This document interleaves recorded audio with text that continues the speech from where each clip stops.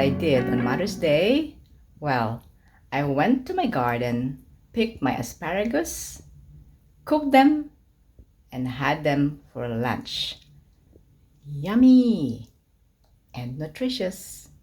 Come, I'll show you.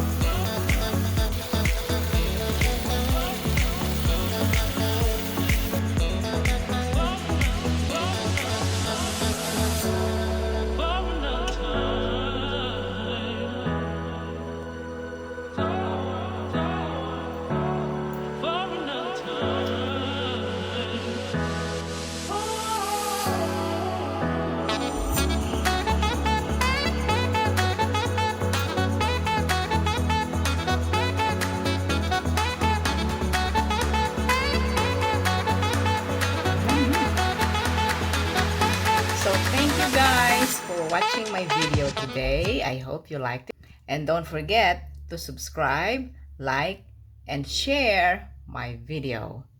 Bye-bye.